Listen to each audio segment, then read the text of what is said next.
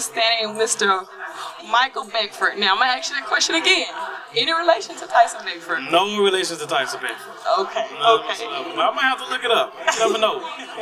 Okay. Somewhere down the gene The family line. tree? Yeah. Family tree. Okay, guys, we have him standing right here with one of his books, but he has a table full of books, full of goodies. Would you tell us a little bit about your books? I was here last year, and what brought me here is Miss Sheila Lipsy. She's a wonderful woman of God, and she's like a surrogate mother to me. And so, of course, I was going to be here again. And so I'm enjoying myself today. I enjoyed myself last time. You meet valuable people, make new friends, and it's just a really good place to be, honestly. I mean, what better place than to be with a bunch of writers? Right.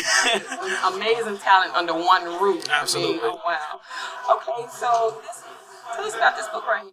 This book here is called Down to Be Straight 2. It's the second book in a series, which will be a total of a 4-book series, actually, with the last being completed by 2015. But the first book was Down to Be Straight. It tells the story of Paul Stringer. And this one right here, is Down to Be Straight 2, tells the story of Alexis Carter. Each book has its own story, so you don't have to read one book and then feel like you left out in the series. And so Alexis Carter is basically, she's a lesbian and she's down to be straight too. Lesbianism is a hot topic in today's world. There's a lot of individuals that are dealing with, what they want to be, what they are, whatever. And so this is Alexis Carter's story and showing how she deals with it, especially with an over-religious mother, and also, just the environment that she's in. She had a boyfriend. She was kind of like the been there, done that. Now she wanted to change to something different, in a sense, from her and different things of that nature. Okay, so what made you write such a topic? I mean, to even just tap into that, to just even go there, because it's kind of like it's taboo. Right. I mean, it's like it's going against the grain of everything.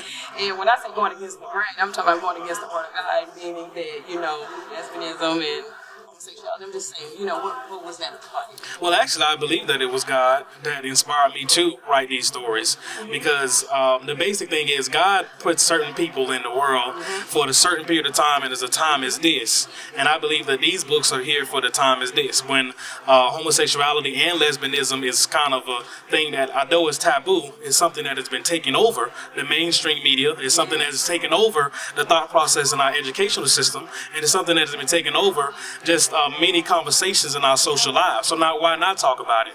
And so the basic thing is, I believe that I'm a prophet and a messenger of God in a message that he has for me in this storyline. So the book is for both Christians and, of course, the non-Christians, the one that we really want to reach. Amen. So when you actually got into it, did you do research, or did you talk to people that actually kind of straddle that fence a little bit, or, just how did you come about it? I mean, did you just lay out on your face and just like go to God actually and let him direct you how he wanted you to develop it? D, all of the above.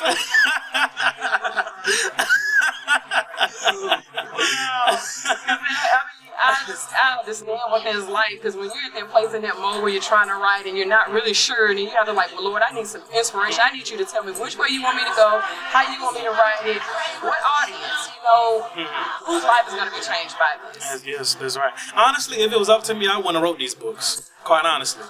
If it was up to me. But, I've seen so many miracles, because the first book, Down to Be Straight, came out 2 years ago. So I've seen so many, and this book just came out this past week. I've seen so many miracles being performed in so many individuals' lives, till I would have to stab myself in the neck if I wouldn't have wrote this book. So the basic thing is, God, he will move you into a place where you almost be forced to do it. We do have a choice in the decision, because I could have made the choice to not do it, but in some ways, if you didn't do it, it's almost like you didn't. Exactly. You hit it right on the head. Yes. Wow. Oh my goodness. Could you see yourself being an inspirational speaker, or if you had to go into a situation where you had to speak to teenagers, mostly teenagers, because that's where it's actually starting at, where our children are coming up, because there's so much that's going on in the media, and everybody's saying that it's okay. You get what I'm saying? Yes. So, but speaking truth, I commend you for that. Stepping up to the plate to do that. Not a lot of people will actually even touch that. Yeah, it's a tough subject, and there's a lot of spiritual warfare that goes on, and I have to, of course, myself stay prayed up because the enemy is always constantly under the attack. And quite honestly, if you're already at a party, I don't have to invite you to the party because you're already there. And so the basic thing is, what the enemy does is he goes and looks for the people that ain't at the party. To bring them to the party. So the party is, sin. The party is deceit. The party is, whatever it is that Satan loves. And, of course, we all have our struggles no matter what level we are as Christians. That's a part of life. But the basic thing is we want to stay as far away from that party as possible. Exactly. So when we're on this side instead of us losing them to the other side. Right. Okay, so where can we find you? How can we link up with you? Do you have any mentorships that you do for people that want to write? Yes, I am on Facebook. I'm on Twitter. I'm on Google+. Just Google me, quite honestly. There's some book trailers that I've done. And there's been speaking engagements that I have done to teenagers. I've spoke and juveniles that are in jail, in prisons. And so I've done a lot of different speaking engagements as well, and just continue to do the ministry that God has given me to do. It's one thing to stand inside the church and the congregation, stand behind the pulpit, but you guys, there is more work to be done on the outside. There is a vineyard full of stuff that we have to go. The word tells us that we have to take the word out into the community, not just stand behind the four walls. Right. So you guys check him out.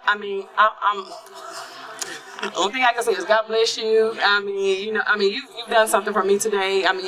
You keep doing what God tells you to do and watch the many doors open up for you as you obey Him. Thank you. And I appreciate your word. That's definitely a word for me too. Wow. Thank you. There you have it at the book fair. And you guys, it's amazing. It is amazing. It's amazing.